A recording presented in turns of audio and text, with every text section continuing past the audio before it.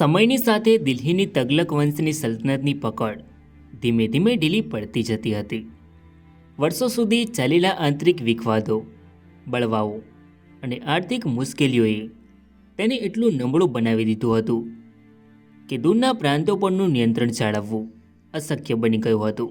આવી જ એક ઘટનામાં ઈસવીસન 1387માં સુલતાન ફિરોઝ તગલકે પોતાના મૃત્યુના 1 વર્ષ પહેલાં ગુજરાતના સુબા તરીકે મલ્લિક યાકૂબને નિયુક્ત કર્યો. પરંતુ તેના પહેલાંના સુબા ફરહદ ઉલ મુલ્કે દિલ્હીના આ આદેશને સંપૂર્ણપણે અવગણી નાખ્યો. તેણે નવા આવેલા સુબા અને તેના સરદારોને કેદ કરીને તેમની હત્યા કરી નાખી. આ ઘટનાએ ગુજરાતમાં દિલ્હીની સત્તાને ખુલ્લેઆમ પડકારી દીધી. હત્યા પછી ફરહદ ઉલ મુલ્કે પોતાની સ્થિતિ મજબૂત કરવા માટે ચતુરાઈભર્યા પગલાં લીધા. તેણે ગુજરાતના પ્રભાવશાળી રાજપૂત સરદારો સાથે મૈત્રી સ્થાપી. તેમને પોતાની સાથે જોડીને સૈન્ય અને રાજ્યકર સમર્થન મેળવ્યું.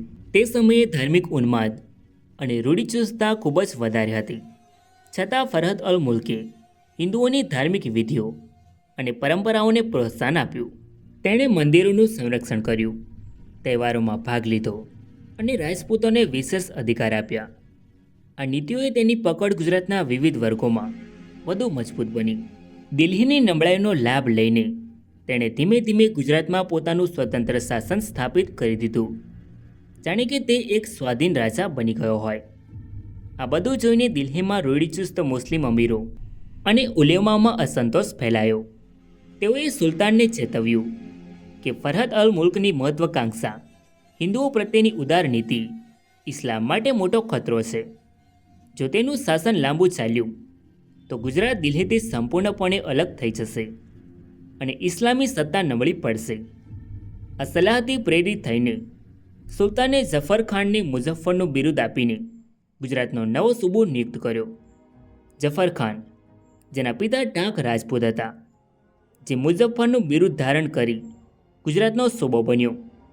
મુઝફ્ફર શાહ એક કુશળ યોદ્ધા અને રાજનેતા હતો, જેને દિલ્હીના વફાદાર તરીકે ઓળખવામાં આવતો હતો.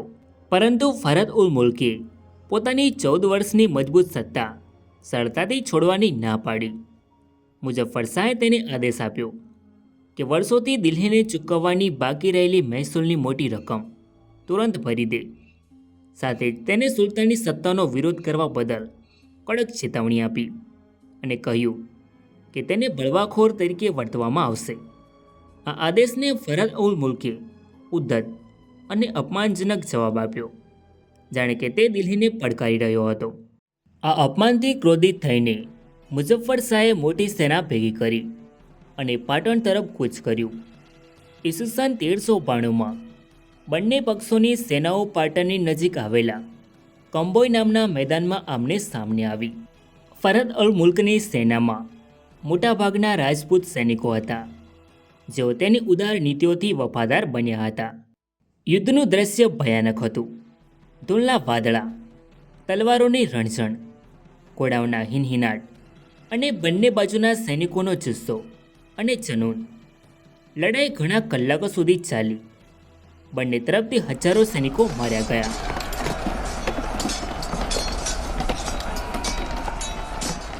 યુદ્ધના મધ્ય ભાગમાં ફરહદ અલ મુલ્ક પોતે પોતાની નાની ટુકડી સાથે મુઝફ્ફર શાહને શોધતો ફરતો હતો.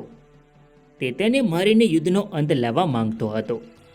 તેની આંખોમાં ગુસ્સો અને નિર્ણયની ચમક હતી, પરંતુ નસીબે તેની સાથે વિપરીત વર્તન કર્યું. મુઝફ્ફર શાહના એક ઘોડેસવાર સૈનિકે પાછળથી અચાનક હુમલો કર્યો અને તેને ગંભીર ઘાયલ કરી દીધો. ફરહદ અલ મુલ્ક ઘોડા પરથી ધડામ કરીને જમીન પર પડ્યો. તે જ વખતે સૈનિકે તલવાર ઝીલામણી કરીને તેનું માથું ધડથી અલગ કરી નાખ્યું અને તેને મુઝફ્ફર શાહ સમક્ષ મૂકી દીધું. આ ઘટનાએ ફરહદ અલ મુલ્કની સેનાને તોડી પાડી. તેમના નેતાના મૃત્યુથી વેરવિખેર થઈ ગયેલી ફૌજ ભાગવા લાગી. મુઝફ્ફર શાહે વિજય મેળવ્યો અને અણહિલવાડ પાટણમાં પ્રવેશ કર્યો. જે મેદાનમાં તેને આ જીત મળી, ત્યાં તેણે નવું વસાહત વસાવી અને તેનું નામ જેતપુર પાડ્યું, જે એક સ્મારક જેવું જ કે તેની વિજયની ગાથા હંમેશ માટે જીવંત રહે. આ કંબાઈનું યુદ્ધ ગુજરાતના ઇતિહાસમાં એક મહત્વપૂર્ણ વળાંક બની રહ્યું. મુઝફ્ફર શાહની વિચક્ષણ વ્યૂહરચના અને યુદ્ધ ક્ષેત્રની કુશળતાએ ફરત ઉલ મુલ્કના સપનાને છૂરછૂર કરી નાખ્યું. જો આ પરાજય ન થયો હોત તો ફરત અલ મુલ્કે ગુજરાતમાં સ્વતંત્ર રાજ્ય સ્થાપી દીધું હોત અને મુઝફ્ફર શાહનો રાજવંશ કદાચ ક્યારેય અસ્તિત્વમાં ન આવ્યો હોત. આ વિજયથી મુઝફ્ફર શાહના મનમાં સ્વતંત્રતાના વિચારો જાગૃત થયા, જેનાથી પાછળથી ગુજરાત સલ્તનતનો પાયો મજબૂત બન્યો. સો ફ્રેન્ડ્સ, આઈ હોપ કે તમને આ વિડીયો ગમ્યો હશે. સો વિડીયોને લાઇક કરીને કોમેન્ટમાં તમારો અભિપ્રાય જરૂર લખો અને ચેનલમાં નવા હોય તો આવા જ અવના વિડીયો જોવા માટે ચેનલને સબસ્ક્રાઈબ જરૂર કરો. તો મળીએ એક નવા વિડીયોમાં. ધન્યવાદ.